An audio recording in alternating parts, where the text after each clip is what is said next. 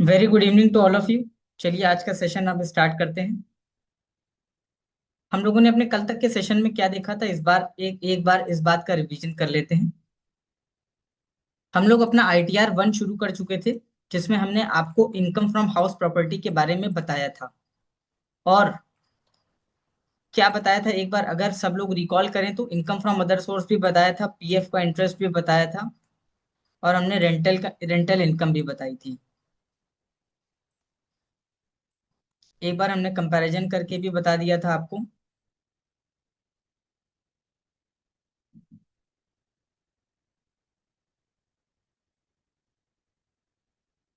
Income from other source, notional income, PF का interest.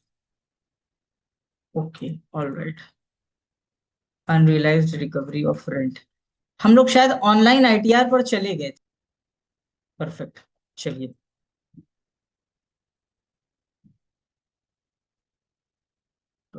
चलिए हम लोग अब ITR 1 एक्चुअल में स्टार्ट कर देते हैं। ये ID पासवर्ड है।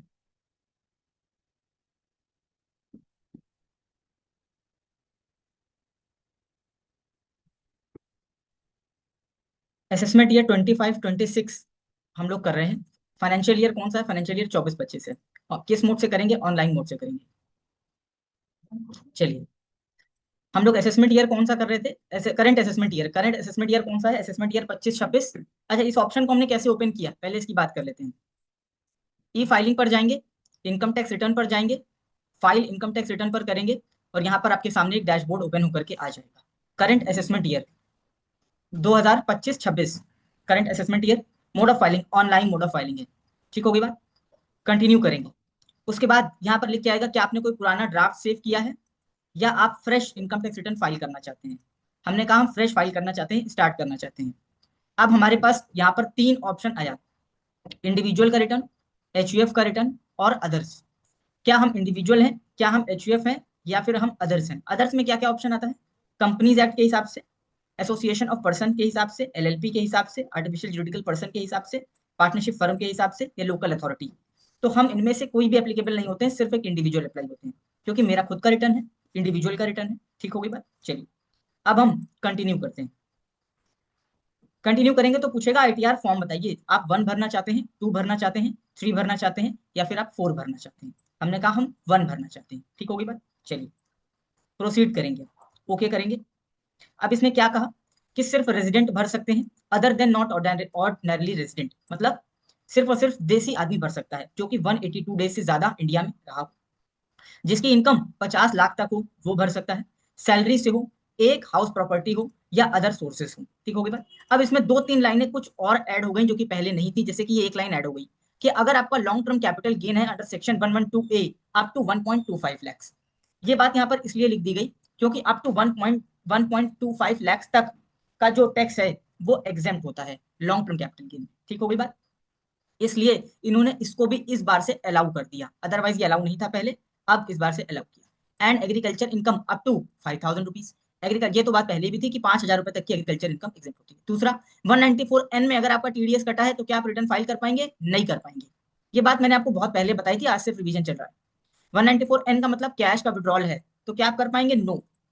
उसके बाद, क्या आप डायरेक्टर कंपनी के हैं तो क्या कर पाएंगे? नहीं। क्या आपने अगर अनलिस्टेड कंपनी में शेयर रिटर्न फाइल किया है? नहीं कर पाएंगे। नॉट फॉर इंडिविजुअल, नॉट शब्द लगा हुआ है, इन लोगों के लिए ITR नहीं बना है। ठीक होगी बात। ई सॉप्स में अगर कोई डीलिंग है तो आप नहीं कर पाएंगे। कोई भी और एसेट्स जो कि आउटसाइड इंडिया जाती है तो भी नहीं कर पाएंगे। ठीक होगी बात। चलिए, लेट्स गेट स्टार्ट।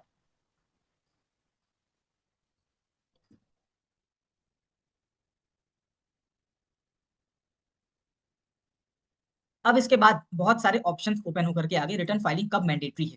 सबसे पहला, अगर आप बेसिक एग्जाम्पशन लिमिट से ज्यादा है, मतलब 2.5 लाख से या 3 लाख से इनकम ज्यादा है, तो आप 100% मैंडेटरी है। लेकिन मान लीजिए इनकम आपकी 2.5 लाख या 3 लाख से कम है, लेकिन आप इनमें से किसी ऑप्शन में फॉल कर जाते हैं। सबसे पहला ऑप्शन क्या है? 1 करोड़ से ज्यादा आपने करंट अकाउंट में डिपॉजिट किया, तो आपके ऊपर ITR फाइलिंग की मैंडेटरी रिक्वायरमेंट है। अगर 2 लाख से ज्यादा का फॉरेन ट्रैवल बिलिंग है तो मैंडेटरी रिक्वायरमेंट है। अगर 1 लाख से ज्यादा का बिजली का बिल का कंजम्पशन है तो मैंडेटरी रिक्वायरमेंट है।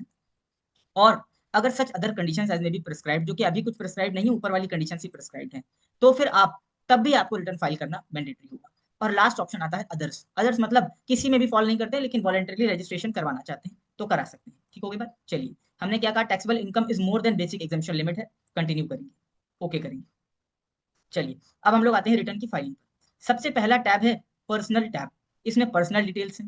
दूसरा है ग्रॉस टोटल इनकम, यानी कि इसमें टोटल इनकम डाली जाएगी। तीसरा है डिडक्शंस। चौथा है टैक्स पेड। और पांचवा है लाइबिलिटी वेरीफाई करना। एक एक करके हम लोगों को इन सारे टैब्स को क्या करना है, ग्रीन करना है। ग्रीन करने का मतलब ये होता है कि इसमें मांगी गई सारी जानकारी को उपलब्ध करवाना है, उसके बाद करना है। ठीक होगी बात। चलिए पर्सनल इंफॉर्मेशन। पर्सनल इंफॉर्मेशन क्या है? पर्सनल इन्फॉर्मेशन नाम, डेट ऑफ बर्थ, ऑटोमेटिकली सब कुछ भर करके आ रहा है। ठीक है, ये सारी पर्सनल डिटेल्स हैं। नेचर ऑफ एम्प्लॉयमेंट, क्या आप सेंट्रल गवर्नमेंट के एम्प्लॉय हैं, क्या आप स्टेट गवर्नमेंट के एम्प्लॉय हैं, क्या आप पब्लिक सेक्टर अंडरटेकिंग के एम्प्लॉय हैं, क्या आप सेंट्रल गवर्नमेंट पेंशनर हैं, क्या आप सेंट्रल गवर्नमेंट पेंशनर है, स्टेट गवर्नमेंट पेंशनर है, क्या आप पब्लिक सेक्टर पेंशनर है, या अदर पेंशनर है, या फिर अदर्स या नॉट एप्लीकेबल। तो हम इसमें लिखेंगे अदर्स। बेसिकली हमारी आज का जो सेशन है वो सैलरी के ऊपर नहीं है, इसलिए इसकी ज्यादा चर्चा नहीं होगी। सैलरी वाले में चर्चा करनी भी क्या है, इसमें सिर्फ ये डालना है कि आप पब्लिक सेक्टर से रिलेटेड हैं या नहीं है। ठीक होगी बात। चलिए किस सेक्शन में आप रिटर्न फाइल कर रहे हैं? सेक्शन 139(1) मतलब विद इन ड्यू डेट। फिर section 139(4) after the due date. Section 139(5) revise कर रहे हैं आप। और कॉन्डोनेशन मतलब आपसे गलती हो गई थी, रिटर्न आप भूल गए थे, आप क्षमा मांगते हैं। ठीक हो गई बात। चलिए इनमें से किसी एक सेक्शन या फिर लास्ट सेक्शन अपडेटेड रिटर्न, पिछले 4 सालों का आप रिटर्न फाइल कर सकते हैं। ठीक हो गई बात। चलिए बहुत बढ़िया। अब नीचे भी कुछ सेक्शन दिए हुए हैं। सेक्शन 139(9) ये आपको जब हम नोटिस का टॉपिक बताएंगे तब वहां पर चर्चा करेंगे। अभी आप ऐसा समझ लीजिए कि 139(9) का मतलब आप रिटर्न में कोई गलती पकड़ी गई, नोटिस रेक्टिफाई करें। ठीक है। और 142(1) मतलब कोई और जानकारी मांगी गई इस सेक्शन के तहत। 148 मतलब डिपार्टमेंट ने कहा रिटर्न फाइल करने के लिए। 153 मतलब डिपार्टमेंट ने कहा रिटर्न फाइल करने के लिए। इन सेक्शन में अगर डिपार्टमेंट कहेगा आपसे रिटर्न फाइल करने के लिए तो फिर आप ये वाला सेक्शन चुनेंगे, अदरवाइज आप ये वाला सेक्शन नहीं चुनेंगे। अभी के लिए तो हम खुद से रिटर्न फाइल कर रहे हैं और विद इन ड्यू डेट कर रहे हैं, तो सेक्शन 139(1) ही करेंगे। ठीक हो गई बात। चलिए आगे चलते हैं। आगे चलते हैं। अब ये वाली बात आपको बता देते हैं। छोटी सी बात ये समझिए कि यहाँ पर ये कहा गया है कि क्या आप न्यू रिजीम से ऑप्ट आउट करना चाहते हैं? क्या आप न्यू रिजीम से ऑप्ट आउट करना चाहते हैं? हमने कहा नहीं, मतलब हम न्यू रिजीम में बने रहना चाहते हैं। यहाँ पर आपको नई और ओल्ड रिजीम का चयन करना है। अगर आप न्यू रिजीम से करेंगे तो आपके ऊपर टैक्स कुछ और आएगा, और ओल्ड से करेंगे तो टैक्स कुछ और आएगा। लैंग्वेज यहाँ पर ये लिखी हुई है कि opting out of new regime, हम न्यू रिजीम से बाहर आना चाहते हैं। क्या हम न्यू रिजीम से बाहर आना चाहते हैं? हमने कहा नहीं, हम न्यू रिजीम में बने रहना चाहते हैं। अगर हमने हाँ कर दिया होता तो मतलब हम न्यू रिजीम से बाहर आना चाहते हैं, ऑप्ट आउट करना चाहते हैं, और ओल्ड रिजीम को ऑप्ट इन करना चाहते हैं। ठीक है, दो शब्द हैं यहाँ पर, ऑप्ट इन और ऑप्ट आउट। ऑप्ट आउट का मतलब बाहर आना, और ऑप्ट इन का मतलब अंदर जाना। तो न्यू रिजीम से ऑप्ट आउट करना चाहते हैं मतलब न्यू रिजीम से बाहर आना चाहते हैं। अब न्यू रिजीम से जैसे ही बाहर आएंगे तो कहाँ जाएंगे? ओल्ड रिजीम में जाएंगे। ठीक हो गई बात। यहाँ तक की बात समझ में आई? बोलिए, यहाँ तक की बात समझ में आई?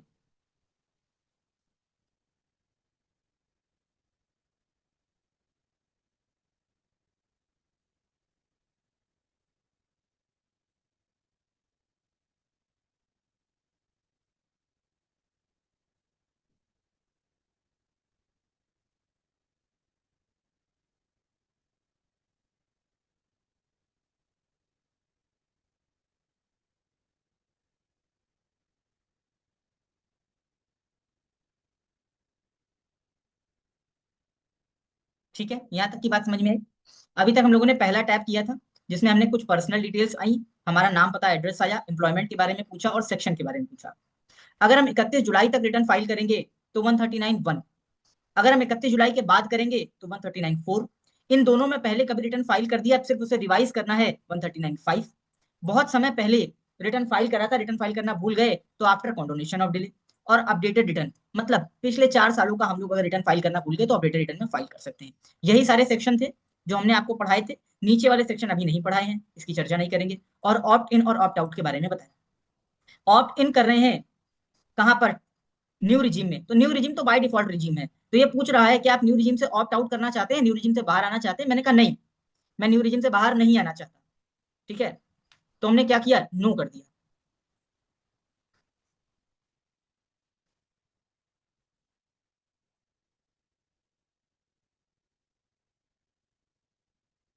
हमने नो कर दिया, नो करने का मतलब है हम न्यू रिजीम में ही रहना चाहते हैं। ठीक हो गई बात, चलिए अब आती है बैंक की डिटेल्स। मेरे पास ये 4 बैंक हैं, मैं इसमें से किस बैंक को नॉमिनेट करता हूँ रिफंड लेने के लिए, उस पर मेरे को टिक करना है। ठीक हो गई बात, चलिए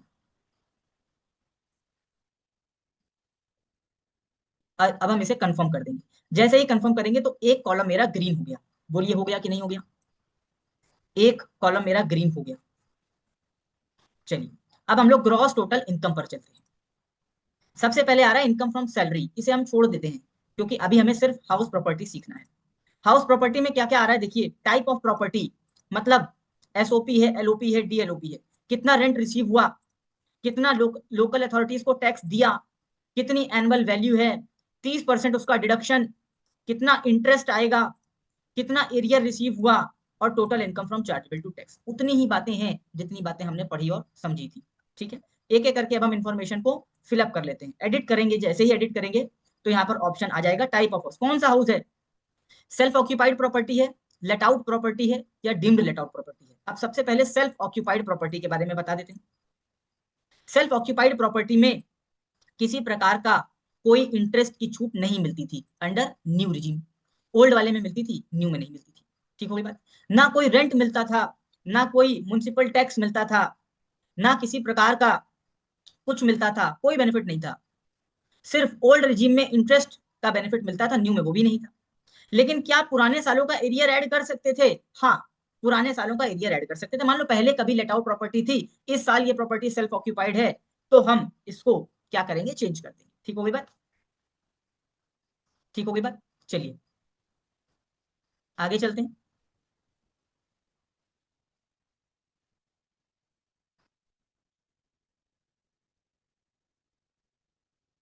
अब हम मेन बात सीखते हैं, वो है let out property. Let out में क्या था, कितना ग्रॉस रेंट आपको रिसीव हुआ, 2,40,000।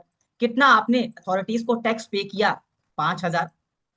तो ये नेट एनुअल वैल्यू आ गई, इसमें 30% का डिडक्शन आ गया। ठीक हो गई बात, 30% का डिडक्शन आ गया।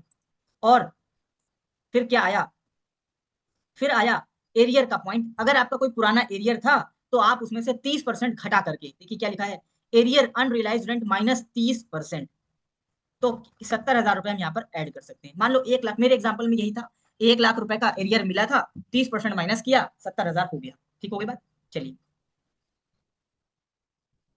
इंटरेस्ट वाला कॉलम यहाँ पर अभी खुल नहीं रहा है क्योंकि नीचे एक शेड्यूल दिया, उसे भरना पड़ेगा। अभी भर लेते हैं, सेव कर दिया मैंने इसको। ठीक हो गई बात, चलिए ये सेव हो गया। अब ये इंटरेस्ट का शेड्यूल अलग से दिया हुआ है, इसको हम लोग फिल कर लेते हैं। Interest on borrowed capital add करेंगे।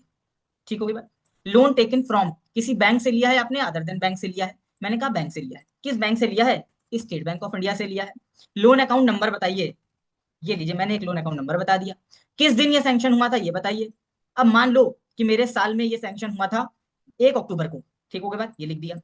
कितना लोन था, मान लो 50 लाख रुपए का लोन था। आज की तारीख में आउटस्टैंडिंग कितनी है, मान लो 45 लाख रुपए है। और इंटरेस्ट कितना चार्ज हुआ, ठीक है, अप्रोक्सीमेटली मान लो 5 लाख रुपए का इंटरेस्ट चार्ज हुआ। इसको हम क्या करेंगे बच्चों, सेव कर देंगे। ठीक है, ये डिटेल आपको कौन देगा, ये डिटेल आपको आपके क्लाइंट देंगे। अब मैंने इंटरेस्ट डाला था कितना, 5 लाख रुपए, 5 लाख रुपए। यहां पर इंटरेस्ट पूरा 5 लाख रुपए अलाउ हो गया। लेकिन नीचे आप देख रहे हैं income income from house property में जो मैक्सिमम लॉस था वो 2 लाख से ज्यादा अलाउ नहीं हुआ, वो 2 लाख से ज्यादा अलाउ नहीं हुआ। बोलो यहाँ की बात समझ में आई, मैक्सिमम लॉस पूरे हाउस प्रॉपर्टी का 2 लाख से ज्यादा नहीं जा सकता। बोलो यहाँ तक की बात समझ में आई, कि फिगर सामने स्क्रीन पर जो दिख रही है समझ में आ गई।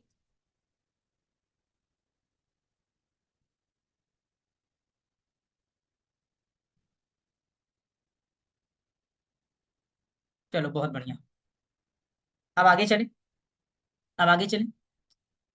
इसमें एक तीसरा ऑप्शन भी था। अब हम इसको चाहे तो यहाँ से डिलीट कर सकते हैं और वापस से इसको एडिट करेंगे तो एक तीसरा ऑप्शन आएगा डीम्ड लेट आउट प्रॉपर्टी। इसमें क्या है, मान लो आपने डीम्ड लेट आउट के हिसाब से कोई एक नोशनल रेंट की वैल्यू जोड़ी हुई थी, मान लो 5 लाख रुपए जोड़ी हुई थी, वो आप लिख दीजिए। फिर कितना आपने अथॉरिटीज को टैक्स दिया, क्या उसकी छूट मिलेगी? हाँ उसकी छूट मिलेगी, 5,000 रुपए उसकी छूट दे दीजिए।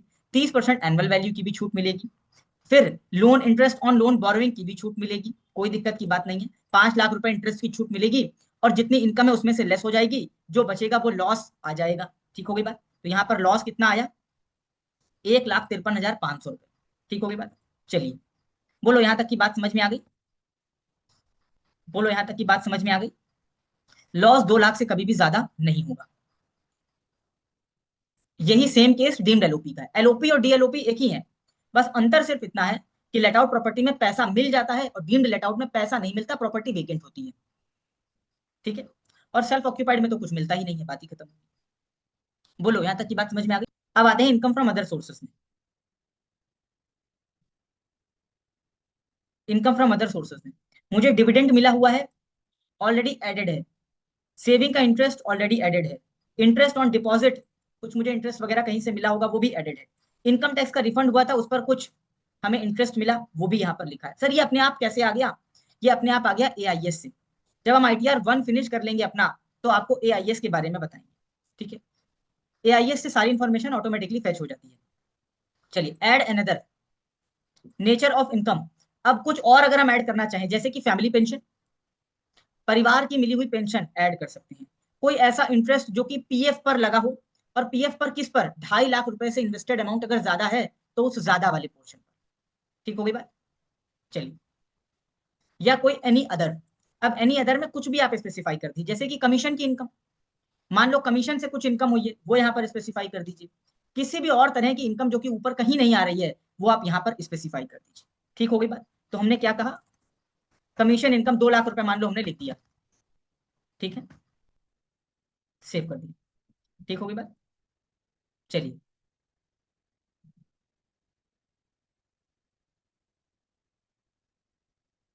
ठीक है, बोलो यहाँ तक की बात समझ में आ गई? हमने आपको इनकम फ्रॉम हाउस प्रॉपर्टी के तीनों हेड बता दिए, self occupied property, let out property और डीम्ड लेट आउट प्रॉपर्टी। यहाँ पर तो सिर्फ भरना है बस, क्लाइंट से डेटा लेकर के यहाँ पर डाटा सही सही भरना है। और बोरोविंग्स की कुछ डिटेल भी भरनी है, कि कहाँ से आपने बोरो किया, कब बोरो किया था, कितने रुपए का बोरो किया था, वगैरह वगैरह। ठीक है? अगर आपके 2 लोन होंगे तो यहाँ पर ऐड करके दूसरा लोन भी डाल देंगे। इनकम फ्रॉम अदर सोर्स में आप अदर सोर्सेज लिखेंगे। फिर अगला कॉलम आता है एग्जेम्प्ट इनकम। एग्जेम्प्ट इनकम में क्या, कौन सी इनकम आती है? वो इनकम जो कि कहीं पर भी टैक्सेबल नहीं है। एड अनदर करेंगे, nature of income. Agriculture income अगर 5,000 से कम है तो यहाँ पर ऐड कर दीजिए, 5,000 से ज्यादा है तो ITR 2 भरिए। फिर कोई कॉम्पनसेशन मिला, किस चीज का? डिजास्टर से रिलेटेड, मान लो भूकंप आ गया था, बहुत ज्यादा बाढ़ आ गई थी, कोई कंपनसेशन मिला, वो भी एग्जेम्प्ट इनकम कहलाती है। फिर LIC से मिला हुआ पैसा भी एग्जेम्प्ट इनकम होता है, टैक्सेबल नहीं होता। प्रोविडेंट फंड मिला, जब कोई आदमी रिटायर हो जाता है तो उसे प्रोविडेंट फंड मिलता है, वो भी एग्जेम्प्ट इनकम है। किसी तरह का रिकॉग्नाइज्ड प्रोविडेंट फंड है, या स्टेट्यूटरी प्रोविडेंट फंड है, या फिर कोई अग्निवीर कॉर्पस से फंड मिला है, या फिर कोई सुपर एनुएशन फंड मिला है, या फिर कोई स्कॉलरशिप मिली है, तो भी एग्जेम्प्ट है। कोई अवार्ड इंस्टीट्यूट का गवर्नमेंट ने कोई दिया है किसी भी तरीके का, जैसे कि परमवीर चक्र, वीर चक्र, महावीर चक्र, ये भी एग्जेम्प्ट है। डिफेंस मेडिकल डिसेबिलिटी पेंशन, मतलब आप डिफेंस में थे और आपको फिजिकल डिसेबिलिटी हुई, अब उसके नाम पर पेंशन मिलती है, तो वो भी एग्जेम्प्ट है। आर्म्ड फोर्सेस की फैमिली पेंशन है तो वो भी एग्जेम्प्ट है। ठीक हो गई बात? कोई और किसी और तरीके का 1026 में अगर है तो ये भी एग्जेम्प्ट है, या एनी अदर जो कि ऊपर लिस्टेड नहीं है, तो आप यहाँ पर उसका डिस्क्रिप्शन लिखिए और उसको एग्जेम्प्ट इनकम में डाल दीजिए। ठीक हो गई बात? ठीक हो गई बात? तो मान लो हमने यहाँ पर एक कॉलम ऐड कर दिया, एग्रीकल्चर इनकम का 5,000 रुपए। ठीक है, ऐड कर सकते हैं, कोई दिक्कत नहीं है। चलो,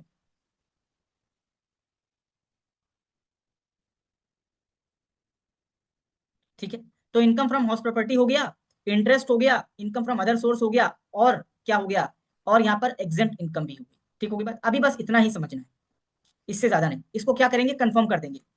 तो मेरी टोटल इनकम आ गई, मेरी टोटल इनकम आ गई, 2 लाख रुपए का कमीशन था और 36,000 रुपए अदर सोर्सेस था, वही आ गया टोटल। ठीक हो गई बात? ठीक हो गई बात?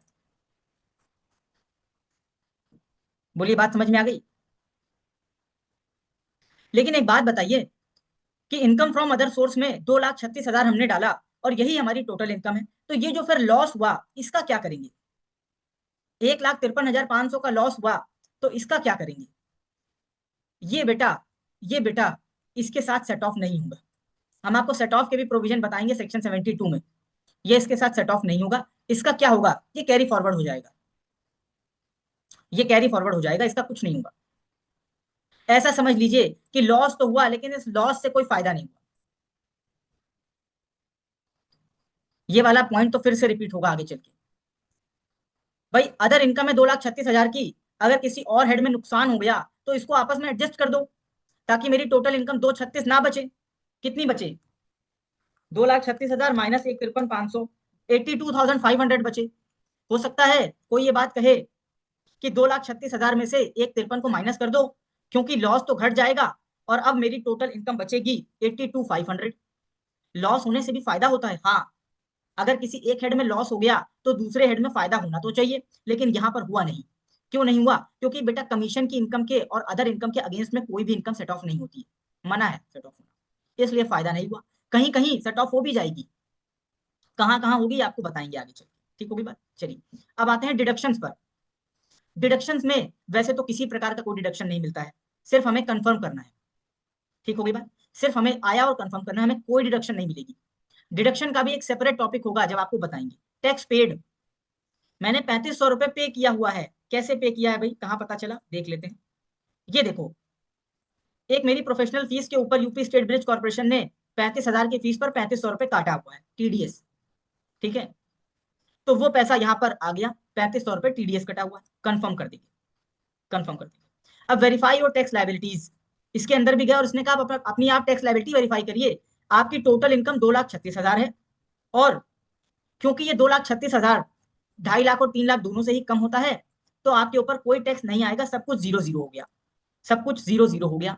अब आप इसे कंफर्म कर दीजिए, मैंने इसे कंफर्म कर दिया। अब सारे टैब मेरे ग्रीन हो गए, देखो ध्यान से, सारे टैब मेरे क्या हो गए, ग्रीन हो गए, सारे टैब मेरे क्या हो गए, ग्रीन हो गए। और हमने क्या किया, प्रोसीड टू कंफर्म किया। मतलब अब हम कंफर्म करनी है इनकम हमारी कितनी है, और ये जो 3,500 रुपए हमारा जमा था ये हमारा क्या हुआ, रिफंड हो गया, क्योंकि हमारी टोटल इनकम पर कोई टैक्स नहीं लगा, इसलिए हमारा ये पैसा क्या हो गया, रिफंड हो गया। बोलो बात समझ में आ गई। अब हम इसे प्रीव्यू और सबमिट कर देंगे, ओटीपी लगा देंगे, रिटर्न फाइल हो जाएगा, सबमिट कर देंगे, रिटर्न फाइल हो जाएगा। बोलो यहां तक की बात समझ में आ गई।